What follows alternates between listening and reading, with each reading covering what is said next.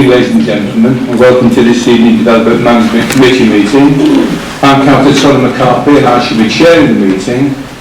Joining me around the table are ward councillors, senior officers from the council's planning department, senior officers from highways department, senior officers from our council legal team, and we're also joined by our council directors. So I'll ask everybody to introduce themselves to you. You'd like to begin, please. Good evening, I'm Judith Wheeler, Councillor for Appleton, Hatton, Stretton and High Walton. Good evening, I'm Councillor Bob Brown, I represent North and Thilmore. Good evening, I'm Councillor Graham Friend, I represent Poole North. I'm Councillor Steve Parrish, I'm substituting for Councillor O'Neill this evening. Councillor Russell Purnell from Poulton North. Councillor Karen Mundry from Latchford East. Councillor Tom Jones substituting for Councillor Steve Wright. Councillor Brian Michael Poppins here. Councillor Leslie Rowland from Latchford West. Councillor Peter Carey, Fairfield and Harley. Paul Crisby from the council's legal department. Martha Hughes, Planning Officer. Jill Dixon, Planning Officer. Mike Taylor, Highways Development Control. Mark Carney, Development Management. Alison Goff, Development Management. And Andy Farrell, I'm Executive Director here at the Council. Thank you, colleagues. Councillor, if we turn to your agenda, please. So we'll take item 1, which is a problem issue. With our apologies from Councillor Blythe, O'Neill and White. Record those. Item 2 is our code of conduct. Does any member wish to declare any pecuniary or non-pecuniary interest in the application before this evening? Yes, you. Thank you, Chair. I'm a member of Appleton Parish Council, and although it's been extremely difficult to keep out of any involvement with Stobart's over the past 6 months, unless you live under a stone, I haven't made any representation on this application. I've made no objection, no comments. Any comments that I have made have been purely factual, so I feel I'm still okay to sit on this committee. I've made no predetermination on this application. Yes, Chair, clearly, I think as members know, and they've had training on this topic, if they come to the meeting tonight prepared to listen to the debate and read the papers and come to a decision on what's before them, then they're entitled to do that. Clearly, if you have made up your mind that you're for this or against it, then that is predetermination, and you should not take part in the meeting this evening, or not take part as a voting member of the committee this evening. That is the position of regards to predetermination. That's fine. Judith is saying yes. Yeah, that's fine, Judith. That's fine. Councillor Muir has indicated that she's prepared to listen to the argument. Item 3 on our agenda, the planning application. We have one application before us this evening. This is land north of Ballycastle Lane in Appleton Borough in Warrington. It's full planning major environmental assessment application, proposed demolition of all existing on-site buildings and structures and construction of a national distribution centre, use class B8, with ancillary office accommodation class B1, vehicle maintenance unit, vehicle washing area, internal roads, gatehouse, parking areas, perimeter fencing, waste management area, sustainable urban drainage system, landscaping, highways improvement and other associated works. You should have an update on the table before you. Martha, would you like to speak to the update, please? Thanks, Chair. The update's been circulated and hard copies have been set out for members. The update sets out some corrections, some additional representations that have been received, including a petition of over 2,000 signatures. The grounds of the petition are included in the update. The matters raised in the petition and the other representations are already addressed in the officer reports and the agenda. We've had additional comments received from Manchester Airport Group, who've requested an additional condition. John Lennon Liverpool Airport Group have also confirmed no objections to the application. We have received a letter from the Civil Aviation Authority. The details of that are set out in the update in terms of when they wish to be consulted. In terms of planning policies, there is a recent update on Monday to planning practice guidance relating to the Greenbelt. That is set out in the update report for you. One matter that addresses is to confirm that traffic impacts can be taken into consideration in terms of the impacts of the openness of the Greenbelt. That's set out in the update report for you in terms of officer assessment of that matter. There is one correction to that update in terms of the number of HGV vehicles that are expected to be associated with development. The report says 16 HGV arrivals and departures per day. That should be per hour, and that's what's set out in the agenda report. The agenda report is clear that that's per hour. It's just that's been wrongly transferred into the update report. In fact, the most robust assessment that we've had is a total of 42 movements at peak hour in the afternoon in total. That's truly high. The update report references the Equality Act, and then also there are updates to conditions 3 and condition 4 in terms of the specific wording to ensure that that's worded as granting conditions. Finally, there is an amendment to condition 25 in relation to the travel plan. Paul Clisby will also mention a matter that's been raised in terms of predetermination issues. Thank you, Chair. I wasn't expecting to speak here. No, that's fine. Yes, the council did receive a letter in relation to members who have taken part in particular in relation to the decisions not to progress the arguments in relation to the reasons for refusal, which were previously decided on this application on this site, the previous application on this site. The law is, as I have indicated to Councillor Wheeler, which, if you are prepared to listen to the arguments and review the papers and come to a conclusion this evening and have not closed your mind to any particular course of action, then you're entitled to proceed. Obviously, if you have already made your mind up, then you should not take part. Mr. Farley wants to comment before you invite the speakers, yes? No, after the speakers. Go after the speakers, thank you. Okay. I'll have several speakers this evening. I shall take those speaking against the application first, followed by those representing Stobart. Just to explain that we'll be operating a traffic light system. The light will be on green as you start your presentation. When you have 1 minute left, the light will turn to amber. When it turns to red, would you please return to your seats. After I've heard from all the speakers, it might well be the councillors would want to invite some of the speakers back to the table to ask questions or maybe for points of clarification. They'll also be wanting to ask questions of the officers. Once we've exhausted all that, I shall then put to the council whether they are going to support the resolution or whether they're going to refuse it. So I'm going to take the speakers against the application first. You've chosen the order that you wish to speak in, so I'll take Councillor Jerry Palmer first. There's data on both sides of the piece of paper.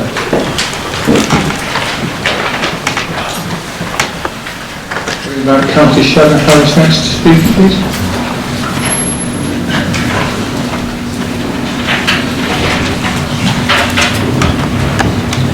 Good evening, Councillor. Good evening.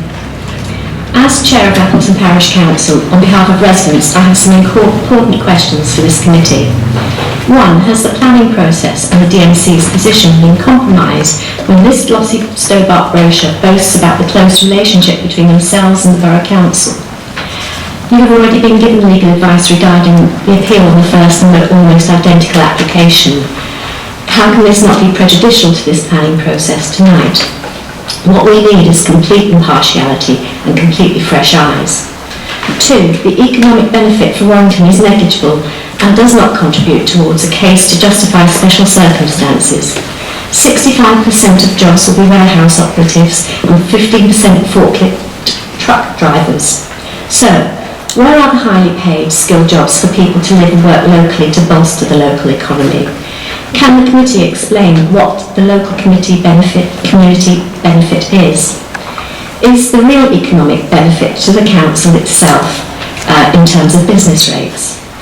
3, In contrast to Stobart's view that the impact of this development on local and strategic road networks will be minimal and can be accommodated, there will be an overwhelming impact from extra cars and HGVs on the local road network, especially at the local motorway junctions, which are already over capacity.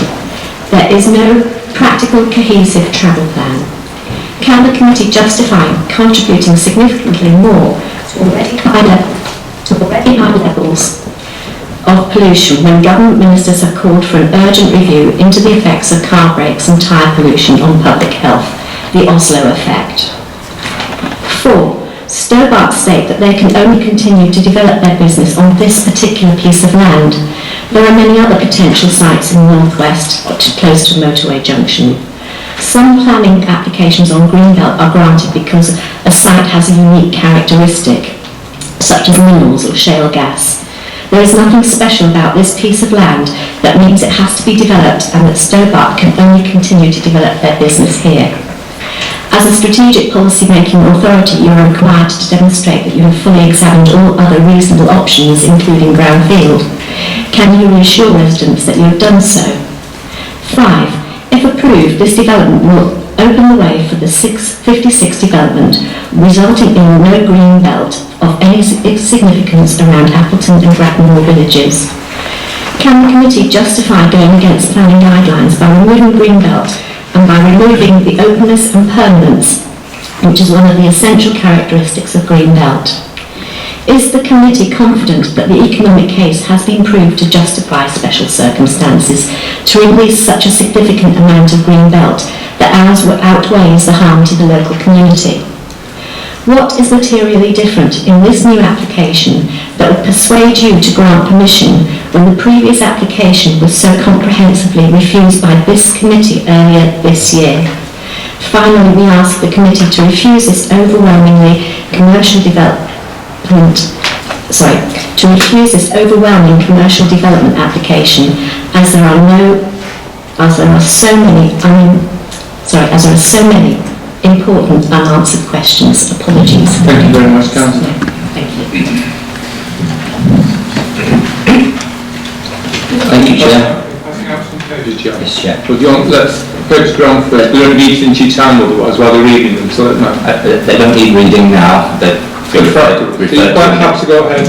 Whenever you're ready, Chair. Yes, okay. It's just that sometimes people pass documents out and they're reading them, not listening to you, so I'll wait. it's entirely up to yourself.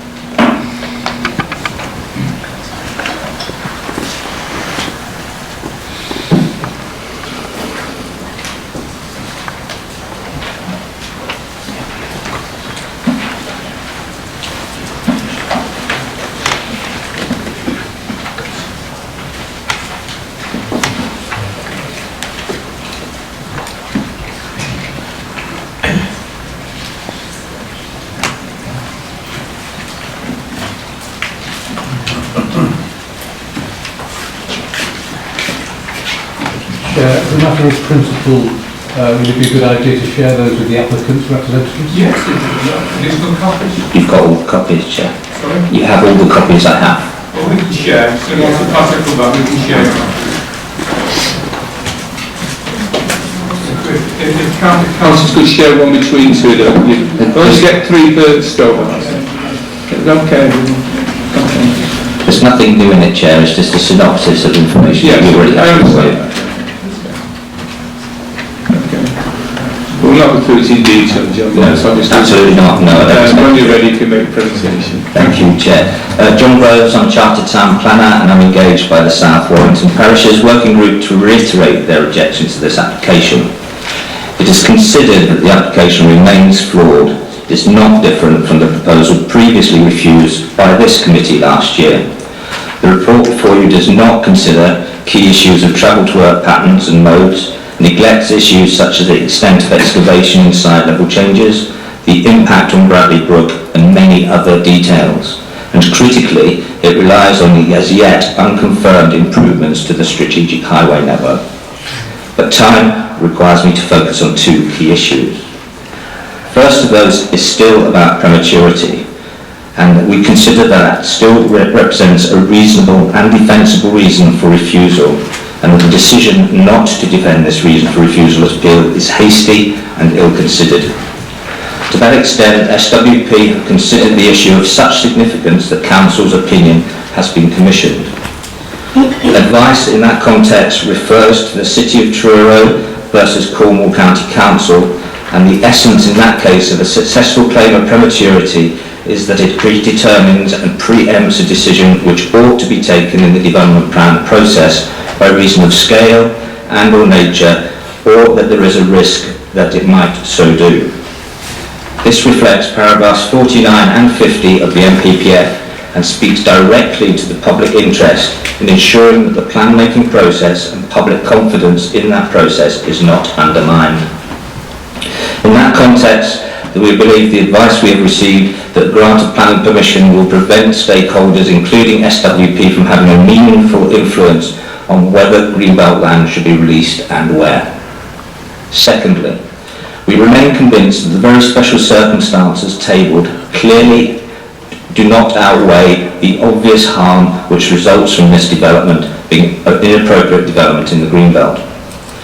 I am completely sympathetic to your officers who have clearly struggled to find issues of sufficient weight to justify the development in planning terms, irrespective of the corporate desire to promote growth, but ultimately the complete dependence on weak and unproven arguments based on economic benefit is revealed by the brief part of a 60-page plus report which sums up the planning balance. Given time limitations, we take the liberty of preparing a document that I've circulated for you, which assesses the scope, nature and weight of the applicant's benefits against the extent of harm to the greenbelt and other material considerations as required by MPPF paragraph 144. Please bear in mind that you are not granting a personal planning permission to Eddie Stobart Ltd, but for a B8 with ancillary B1A development. We believe that tabulation of the alleged very special circumstances and the extent to which these weigh against the harm to greenbelt and other considerations is a clear demonstration that the very special circumstances are weak and insufficient to justify the grant of planning permission. Most significantly, the very special circumstances are eminently repeatable across Warrington's greenbelt, a clear indication of the view that they are not at all special. The benefits of the development are wholly economically based and focus on benefit to ESL, Stobart Ltd, rather than necessarily the public interest. I've struggled to find a case nationally where an equivalent economic benefits argument has been of itself sufficient to represent very special circumstances of such magnitude so as to clearly outweigh harm to the greenbelt and other considerations. I'd be happy to take you through the table that I've submitted to you, but ultimately the idea there is it simply demonstrates the number of items for and the number against, and those have been lifted from the report that's before you, Chair. Thank you very much. Thank you, Mr. Groves. I did receive representation from the MP Faisal Rashid for Warrington South. He would like to come and address the meeting, but unfortunately what's happening in Westminster at the moment prevented that. So he's asked Mr. Lawrence Murphy to read a letter on his behalf, which I've agreed to. So Lawrence, would you like to come to the table and read what the Member of Parliament has to say, please? Thank you. Thank you, Chair. Good evening, Councillors. I'm going to read Faisal's statement.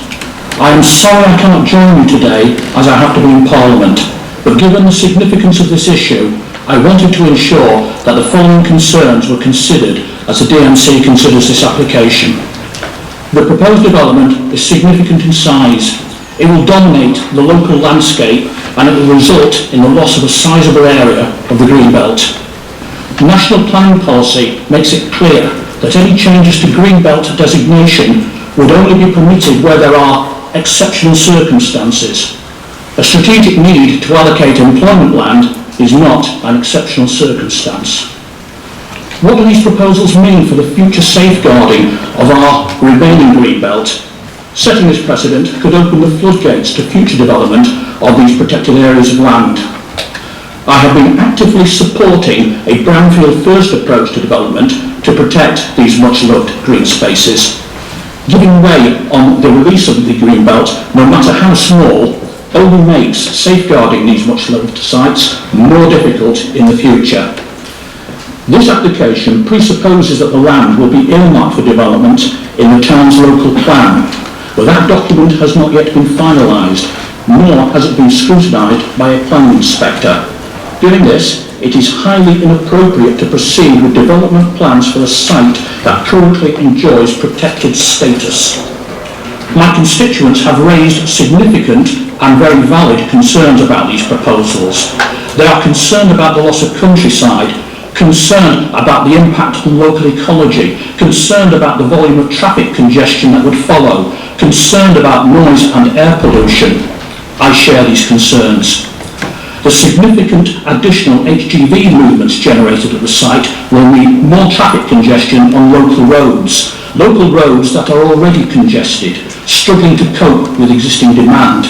In my view, current infrastructure could not cope with this increase in traffic, and an increase in traffic means an increase in air pollution. Air pollution is associated with several adverse health conditions. It is recognised as a contributing factor in the onset of heart disease and cancer. Green spaces is an important environmental asset for local communities. Given the recently declared climate emergency, isn't it right that we do what we can to protect and preserve our vital green assets? Whilst I welcome proposals that would help my constituents to access good quality jobs, and I want to see economic prosperity within Warrington South, this must not come at the cost of our green belt. In the case of these proposals, the economic benefits of the development do not outweigh the harm done to the green belt. For the reasons outlined above, I urge the committee to reject this application. Thank you very much. Thank you, Mr. Mayor. Thank you, Chair. I will now invite the speakers from Stobart, and I'm taking, if you want to go in orders on my list, so it's Mr. Rupert Nichols first. Yes. Good evening, thank you, Chair. Good evening, councillors. My name is Rupert Nichols and I'm an Executive Director at Stobart, responsible for leading this development project at this time. A presentation has already been circulated to councillors which summarises how this substantial investment will help you achieve ambitions for economic growth in Warrington and emphasises our commitment to keeping Warrington at the heart of our rapidly growing organisation. Stobart Logistics has been operating in Appleton since 2005 and now employs more than 650 people in Appleton across 3 adjacent sites, including our group head office and our training academy. In addition, we have a warehouse in Hawleys Lane in the centre of Warrington, employing a further 88 people. Our growth strategy began in 1914 and has seen the business double in size, including adding 4 million square feet of warehousing space, principally across the Midlands and the South East. For some time, we've been looking for opportunities to complete this growth strategy by locating a new flagship national distribution centre in the North West. After reviewing many alternatives, we decided Appleton is the best option, located as it is, adjacent to our existing campus and with close links to the motorway at junction 20, which allows us to achieve optimal operational efficiencies for customers across our national network. Further, the site has been allocated in the emerging local plan approved by the Council for distribution and employment uses. Stobart is already a major contributor to the Warrington economy.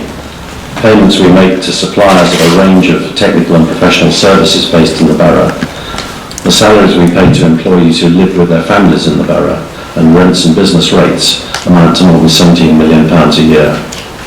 This national distribution centre would add significantly to this contribution, creating around 480 new jobs, requiring a range of skills and training which we would provide through our academy in Appleton, and would also include about another £1 million in business rates.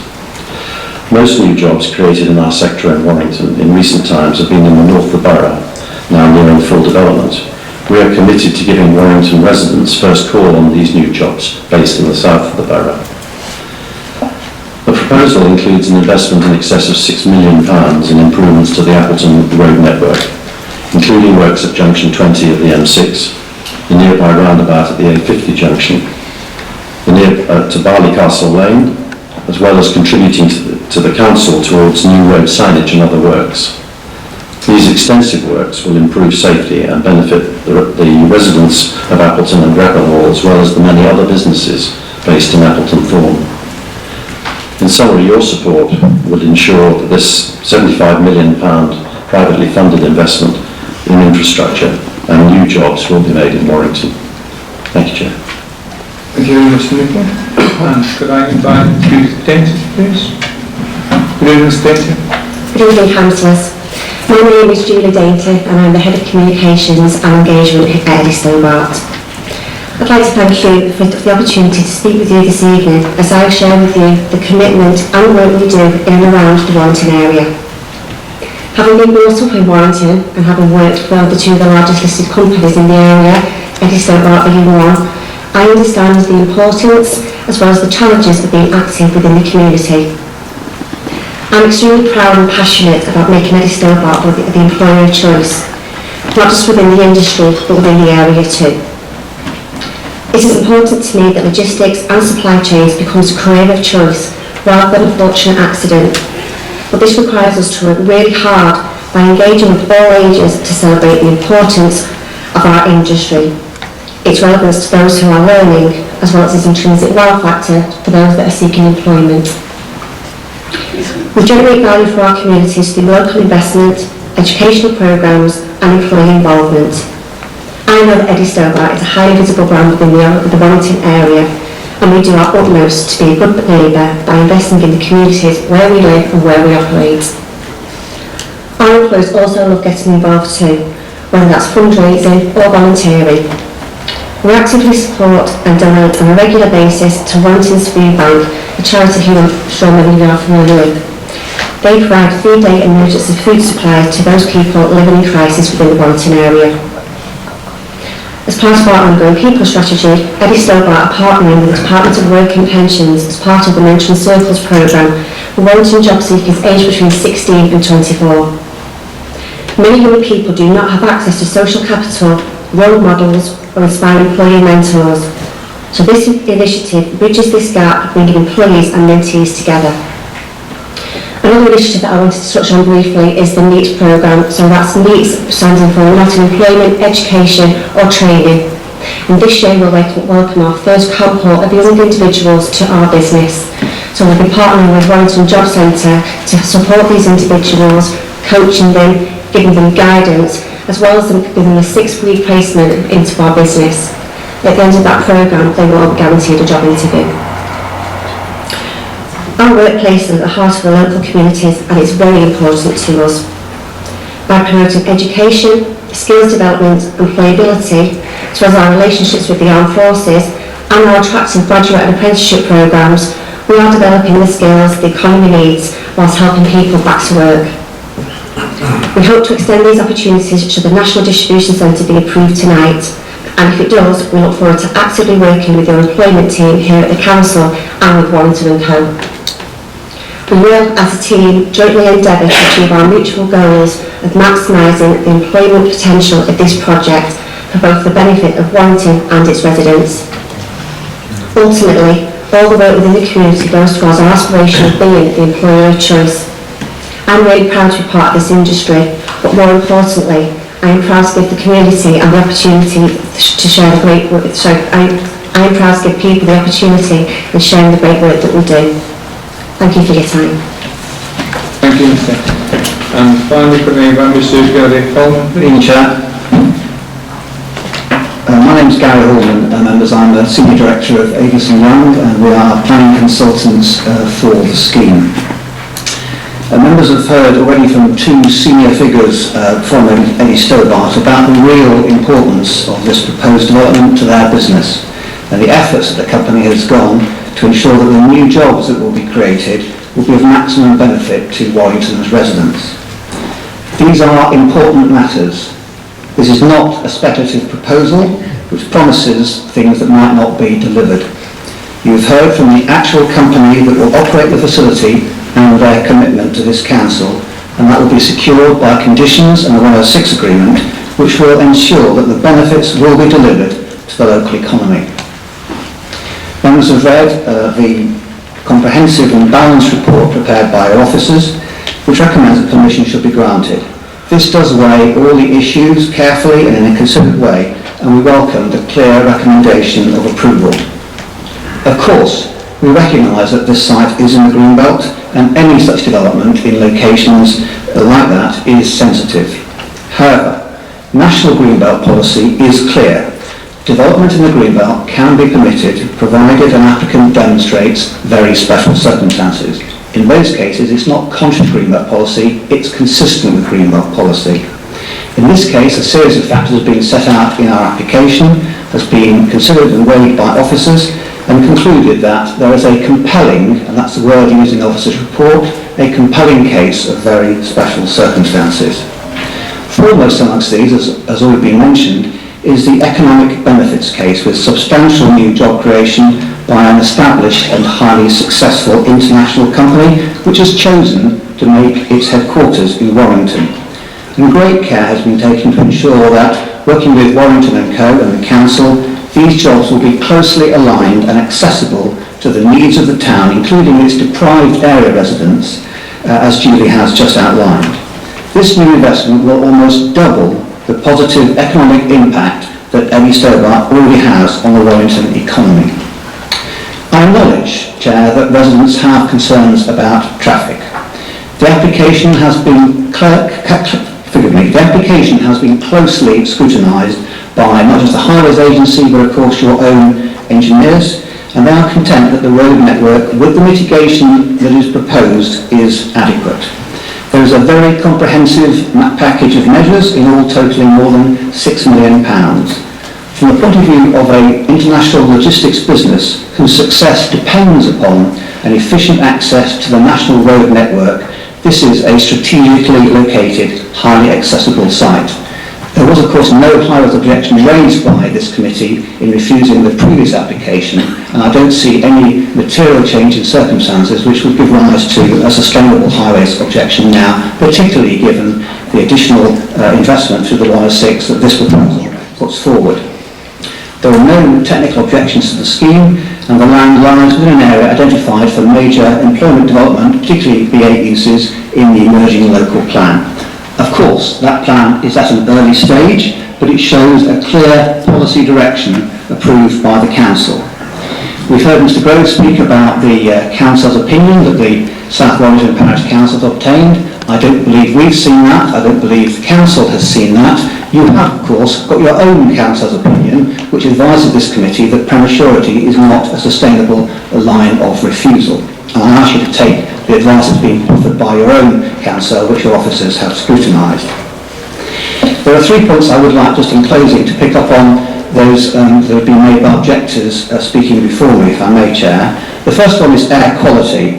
This has, of course, been appraised by the applicants as part of their environmental assessment.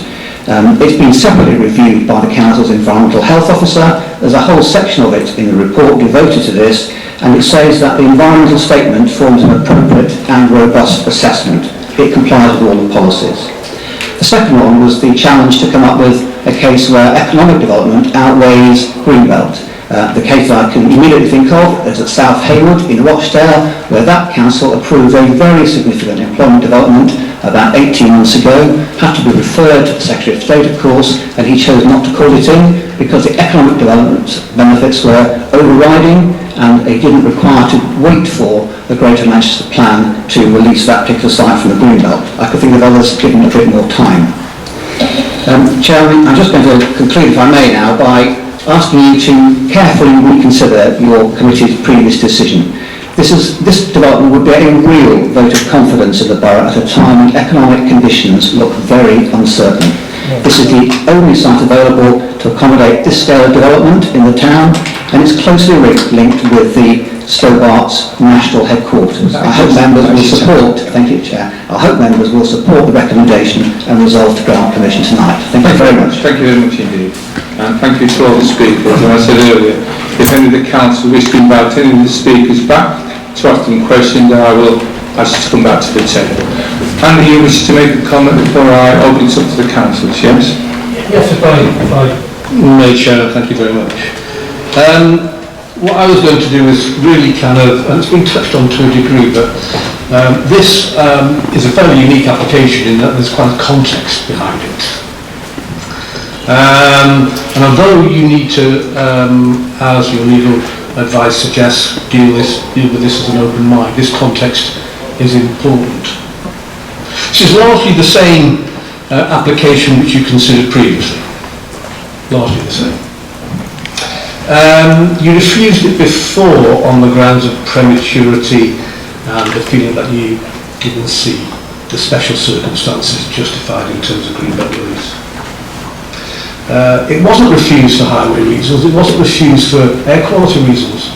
You concentrated on those particular issues.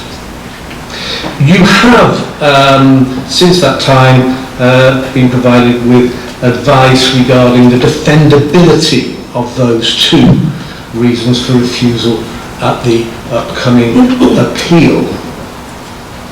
Just reflecting on what's been said, I didn't think you took the decision to not support those reasons hastily. I think you carefully considered those reasons. And you considered the matter carefully. I didn't see anything hasty in your previous views. But anyway, that's all kind of procedural, isn't it? The real kind of issue behind you tonight, I think, is that we have a significantly important locally based company with their headquarters in Warrington, who seek to expand on land adjacent to their existing facility and create a larger number of local jobs, 380 I think in total, with a wider economic benefit in terms of the impact on the economy, and the report suggests something of the order of 730 equivalent full-time jobs. The council has an important role in supporting the local economy and an important role in supporting local businesses. You have a responsibility for economic development as well as planning. So I think you need to consider this in the round rather than just kind of a reflection on just the greenbelt impact or potential greenbelt impact of this development. My suggestion to you members is you have a recommendation before you, largely the same as the previous recommendations before you. I suggest you consider them very carefully. Thank you, Mr. Pryor. So, to you now, councillors, any wish to ask any questions? Yes. Can I just ask a question? Is this the same land where Greenmills was? On the transport? Am I wrong? I have no idea. No. Sure. That's the way this is. You have to repeat the question. No. Okay. Steve. And then Bob, yes. Thank you, Chair. I'm not going to be party to the previous decisions as a substitute tonight. I've got a couple of questions first. It's been pointed out that the application is not personal to Eddie Stobart, and although given the amount of investment involved, I can't quite see it, but if the development was given consent and didn't go ahead, would this have established BA use for anybody else? It would. Thank you. And the South Hayward case was raised, and that was referred to the Secretary of State. Is it likely that this, whatever we decide tonight, it would end up with a reference to the Secretary of State? Yes, that's a recommendation. It means it has to be referred to the Secretary of State. They will then make a decision to call the application in or not. Okay, thank you. Yes. I'm very grateful to speakers on both sides for very clear presentations tonight. A key part of the case, the economic case, is the jobs. And certainly when we looked at this before and when we looked at the decision again on advice and on the appeal, the number of jobs and the quality of the jobs that this development was going to provide is the core of the economic argument. I'm pleased to see that Stobart are not saying it'll enhance their profitability. They are pressing the social and economic case. The problem is, this site is about as far from the deprived parts of Warrington as you could possibly be. And on other sites where relatively low-paid jobs are provided, you find that by the time you take into account travel time and the cost of attending work, that they're not attractive to local areas. So perhaps someone from Stobart might like to answer, or our highways officers might like to answer because they've had a transport plan. What proportion of the existing employment at this site is held by people with Warrington addresses? And what proportion of the proposed employment is likely to be there? And the reason I ask was when we asked the same question the last time it came round about the planning, the argument that we got was that the highway's impact was being measured on the basis of the existing distribution of employment, and that distribution of employment was predominantly outside Warrington.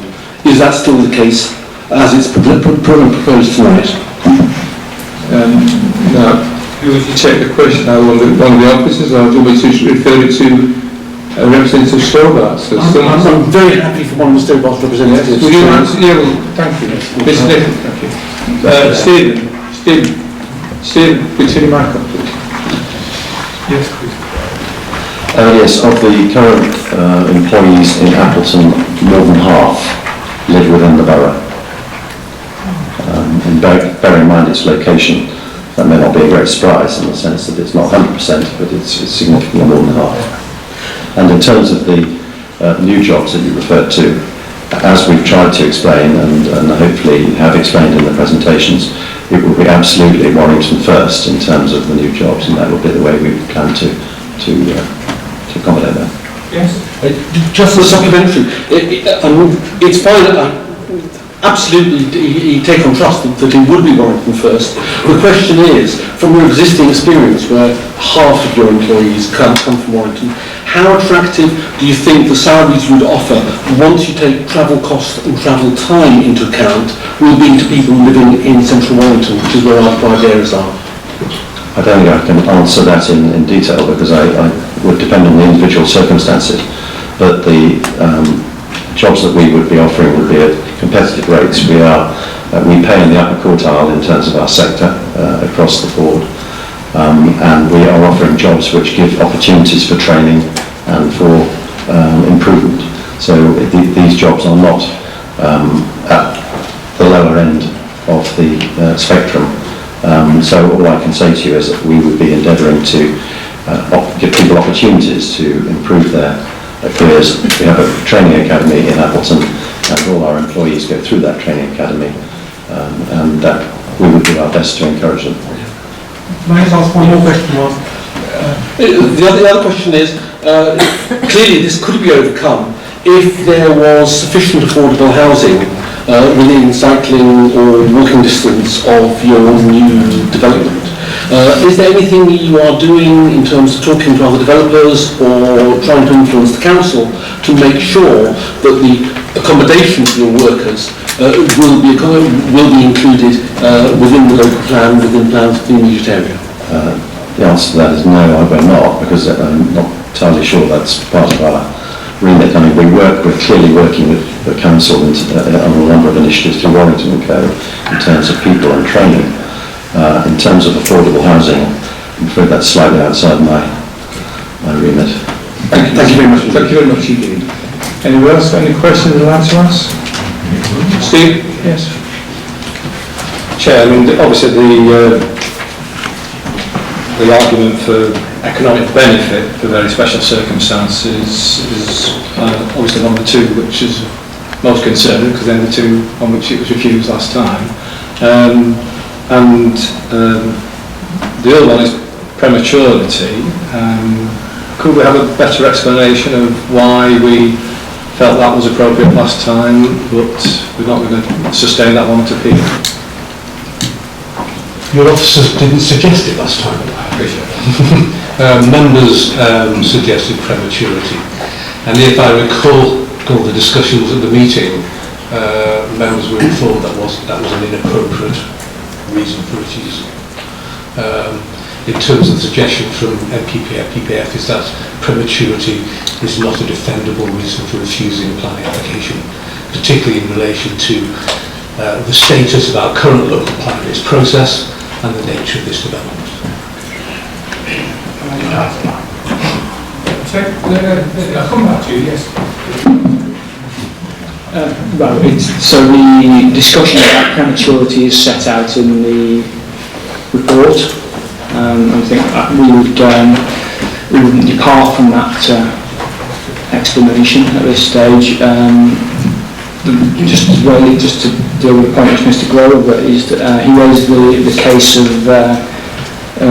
City of Truro City Council and Cornwall City Council, and my understanding of that case is that, and it is unfortunate, it's not something I was aware of previously, but I have looked, and my understanding is that that case was not won. In other words, the court accepted the argument of prematurity, that there was the ground of prematurity wasn't made out in that case. Stephen and then Judith. Stephen and Judith. Thank you. Mr. Grover is obviously a member of the RTPI and as on our officers, and I just wondered whether it's one of those cases where what the RTPI advice is on something like this. Is that appropriate to ask you? The report is very clear on this. And it doesn't matter if you're a member of the RTPI or not, because I'm a member of the RTPI as well. There are strings of them down this table here. It's what MPPF says about prematurity. The MPPF says that prematurity is not a logical reason or defendable reason for refuse. Judith, yes. I do have a question, Chairman. I think Mr. Groves was indicating he wanted to say something. So could I ask him back to the table? Back to the chair. Sorry. Do you want to ask him back to the table? I do have a question afterwards, Chair. Chair, thank you. Are you asking a question? Yes, sorry. Chair. Could I ask Mr. Groves about prematurity? We have differing views on this. The MPPF doesn't say it's not a defendable position. The MPPF says it's rarely an issue that will justify the refusal of planning permission, but it does give situations where it may well be, may well be a situation where you can justify it. And that does include situations where the proposed development is substantial and has a potential significant effect on the way that the planning process will proceed. And the case law talks about the need for the planning process to inspire confidence in the community that it's representing and it's meant to be planning for. And in those circumstances, you can put forward an argument. Clearly, we have two eminent councils who are making totally different points in that respect and coming to different conclusions. My view is that in the circumstances and situation of the development plan in Warrington at the moment, it would be extremely premature to start granting planning permission for bits of greenbelt which haven't yet been get through a process to determine whether that's the right approach. And that's even more the case now than ever because circumstances have changed. You've now got much more certainty about Fiddler's Ferry, for example. That may not come into the equation. It may be concluded that that's too far down the line to be taken into account.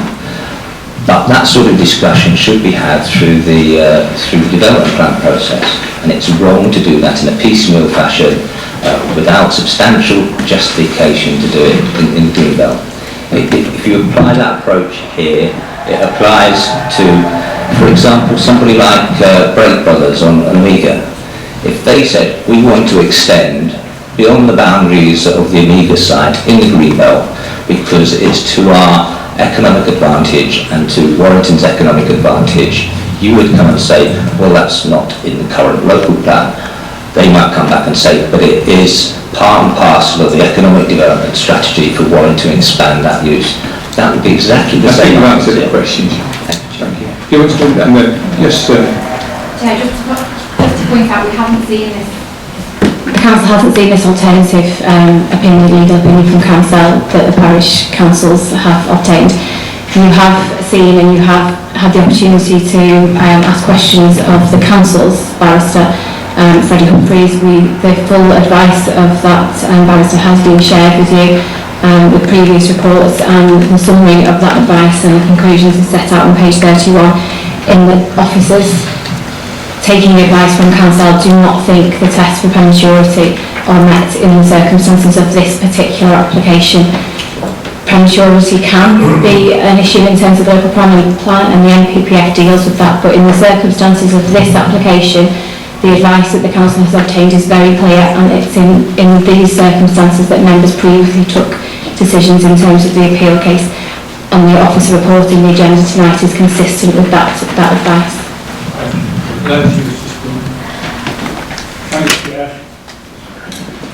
Thank you, Chair. My question is directed at Stobart's, reference back to the jobs that will be generated with this contract. All jobs that they declared, all the people that they're going to employ, could I ask, will they all be directly employed or employees of Eddie Stobart? Because it's my experience in the past that developments like this will also require such ancillary workers as cleaners, caterers and everything, and in my experience this very often goes out to subcontractors. Mr Nicholl, you answered the previous question, so can you invite me back?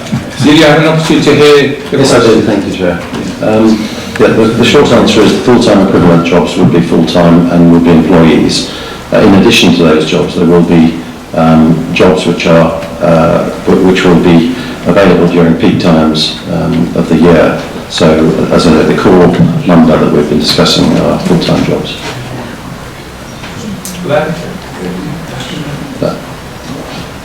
No supplementary went on. Thank you. Yes. Yes, thank you. Do you employ staff on 0 hours contracts? No. No.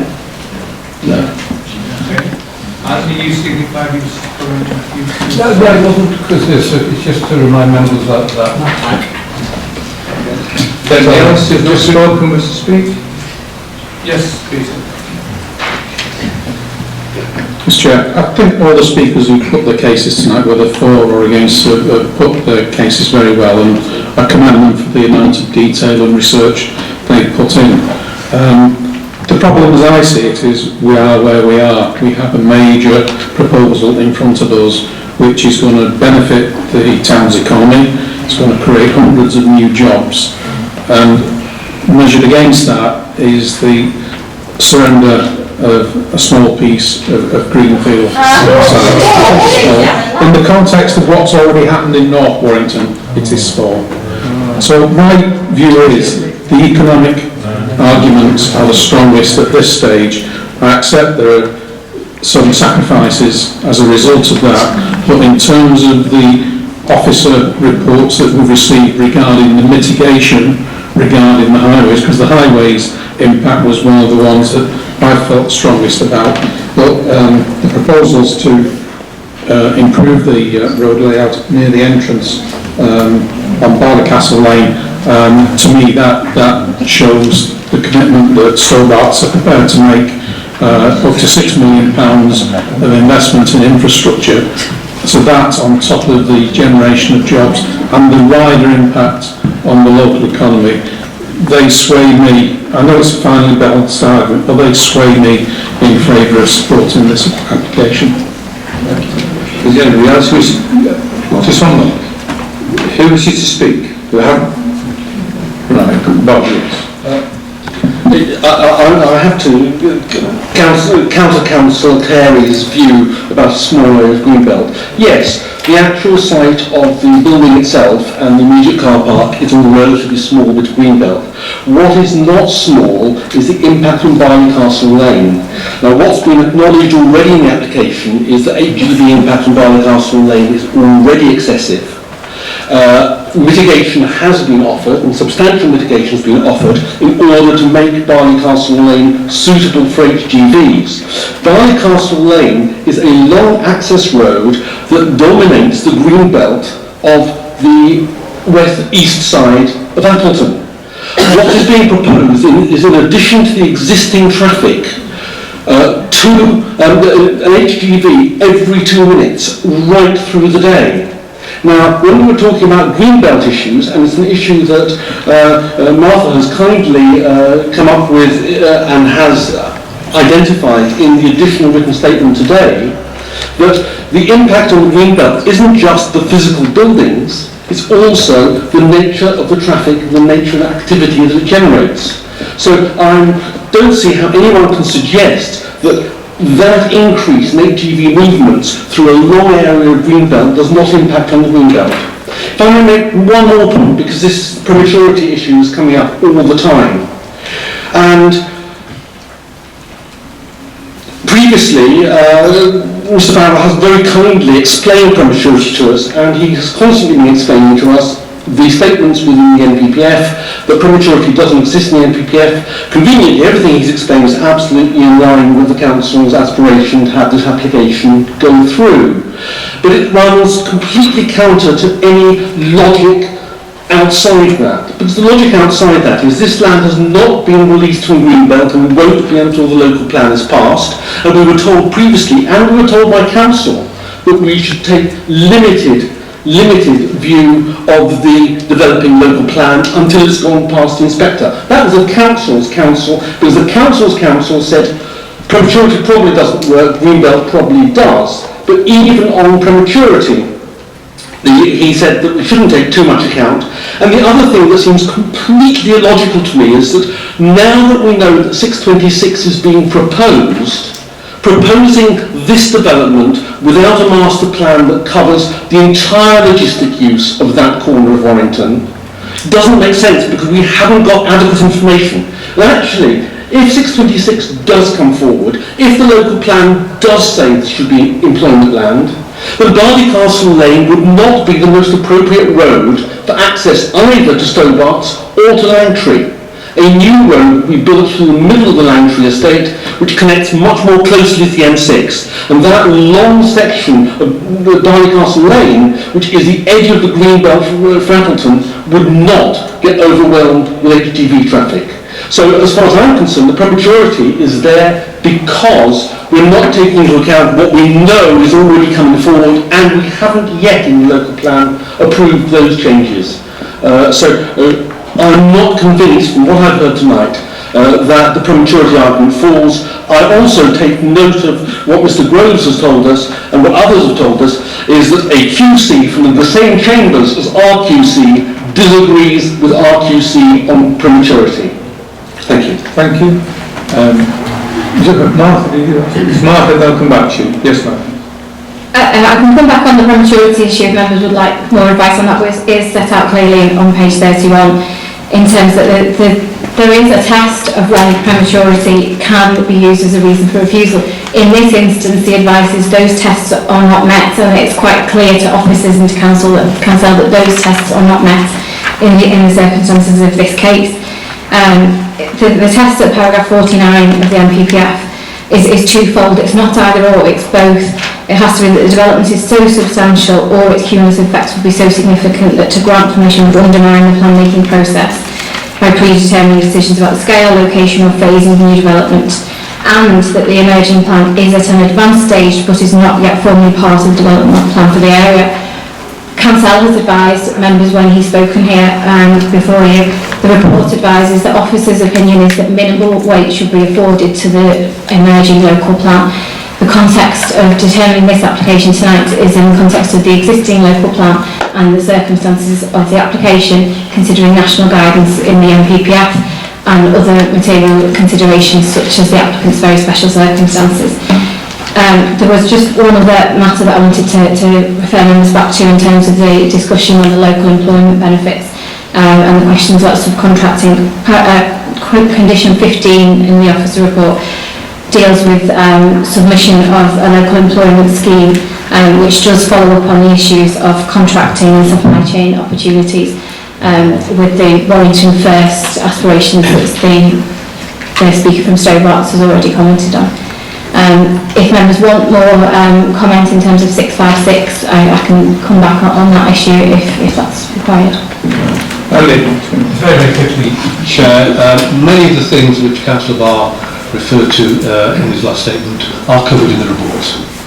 I would also I just remind members that as Development Management Committee and Local Planning Authority, you should be taking advice from your officers, your legal team and your council, rather than Mr Grove, or respect to Mr Grove. When it comes to any other questions, just If I may just go back to where we started with the questions, that the application is not personal to Eddie Stobart's, and the economic arguments very much depend on it being Eddie Stobart that does the development. And obviously, the cost of this will probably be beyond many other companies. Assuming there's no way to actually condition that it's peculiar to Eddie Stobart, is there any way to actually pin down that where these economic benefits lie?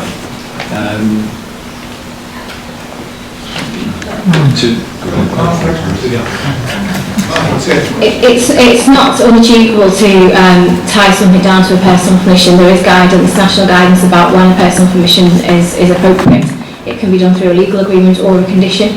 In the circumstances of this application, have you said in terms of the unlikeliness that somebody else will come forward and develop this application as it's set out before you? Officers have not considered the need for that personal permission, and neither has the council's barrister. The application is very much devised on the basis of the requirements for Stobart. It's put forward as a very specific distribution centre, but yes, it's not beyond the realms of possibility to achieve a personal permission. do you know that would be appropriate? Whether that would be appropriate? That's a comment. Did anyone else get any questions? The recommendation, you move the recommendation, the application be approved. Is anyone prepared to second that? Okay, we move to second the application be approved, subject to all the conditions set out in your document. I shall therefore put that to the vote. Those in favour of approving the application, please show of hands.